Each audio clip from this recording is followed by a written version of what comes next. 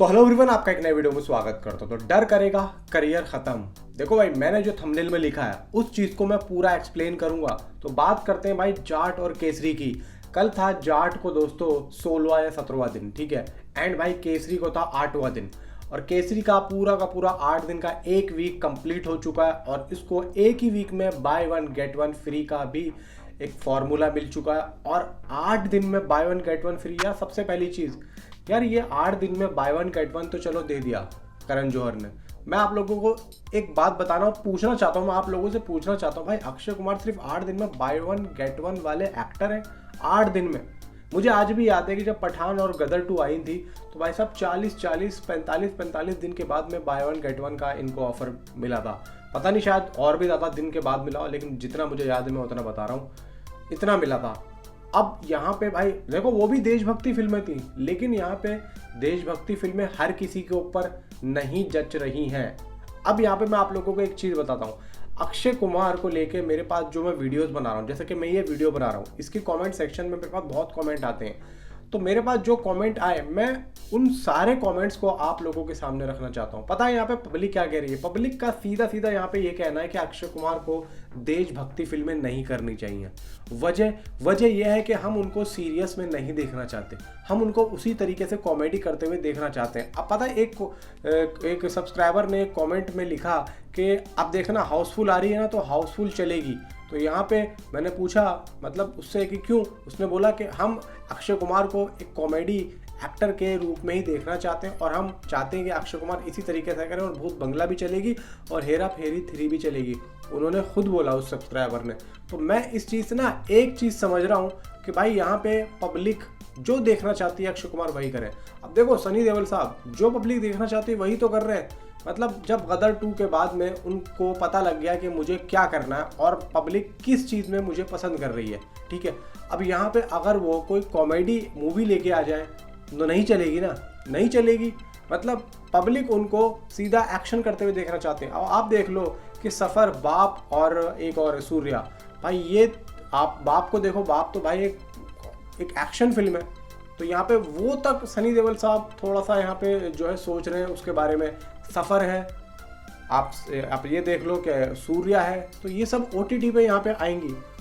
तो आप लोग ये सोचो कि सनी देओल साहब इतना ज़्यादा क्यों सोच रहे हैं? भाई साहब पब्लिक की डिमांड, पब्लिक की जो डिमांड होगी उस तरीके से आपका, अब देखो लाहौर 1947 है, फिर बॉर्डर 2 है, तो ये पब्लिक की डिमांड है। पब्लिक जो मांग रही है वो वहाँ पे आप देते रहो, तो आप लोग जो धीरे धीरे ऊपर चढ़ते रहोगे, फिर आगे जाके कुछ आप चेंजिंग्स कर सकते हो। अब आप अगर ये सोच रहे हो कि मैं तो 30 साल से काम करता हुआ आ रहा हूँ और मुझे काम मिलता हुआ आ रहा है, तो मैं यहाँ पे वही करूँ जो मेरा दिल करे, नहीं भाई। यहाँ पे पब्लिक जो चाहेगी देखेगी, जो नहीं चाहेगी वो नहीं देखेगी। पब्लिक के हिसाब से आप लोगों को यहाँ पे काम करना पड़ेगा। अब यहाँ पे एक चीज़ है, देखो सनी देओल साहब के पास में लाहौर 1947 और बॉर्डर 2 के बाद में काम बहुत आने वाला है। फिल्में एक से एक आएंगी। यहाँ पे सनी देओल के ऊपर है कि भाई वो कौन सी फिल्में यहाँ पे चूज़ करते हैं। मैं आप लोगों को एक चीज़ बताता हूँ। अभी अक्षय कुमार, अब वो बोलते हैं एक इंटरव्यू में अक्षय कुमार कि भाई मेरे काम करने से लोगों को क्या फ़र्क पड़ता है, आपके काम करने से लोगों को कोई फ़र्क नहीं पड़ता। आप चाहे एक महीने में 4-5 फिल्में करो, हमारे दिल को दुख होता है,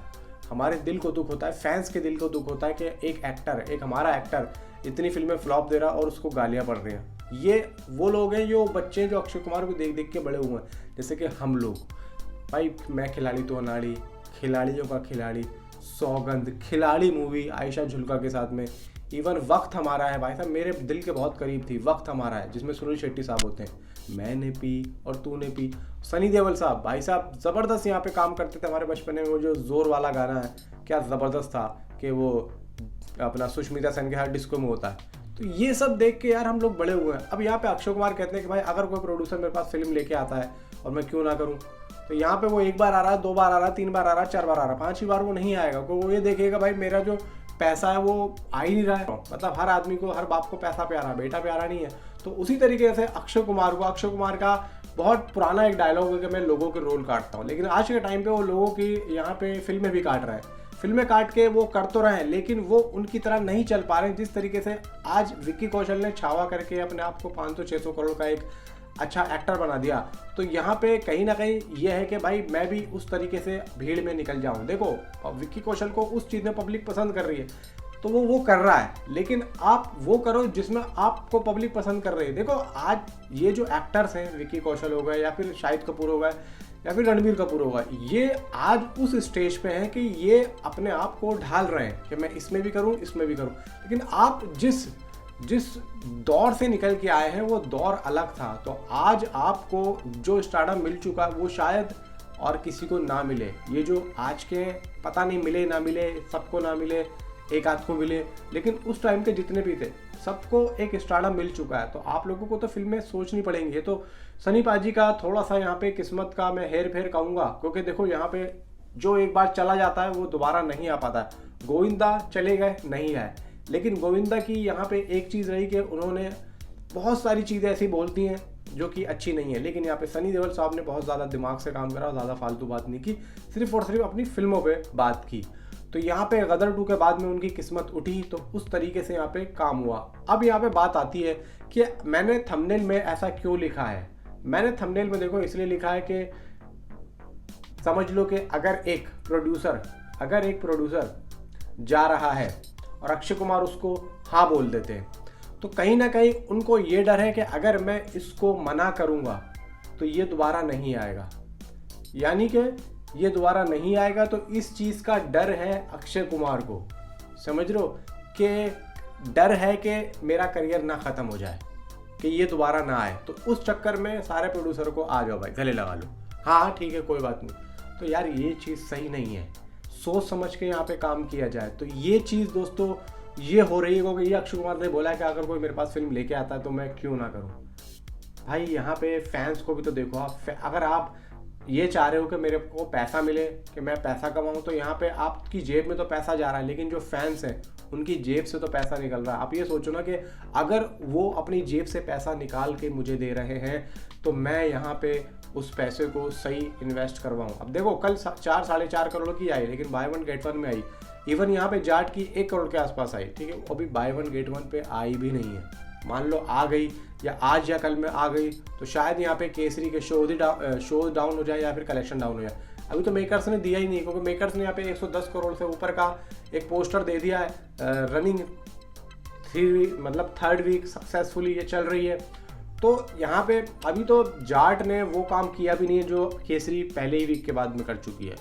तो यहाँ पे देखो पता नहीं आगे ये लोग करेंगे या नहीं करेंगे, लेकिन इतनी जल्दी नहीं करना चाहिए था। पता नहीं भाई, ऊपर वाला जाने, भगवान जाने क्या होगा क्या नहीं होगा।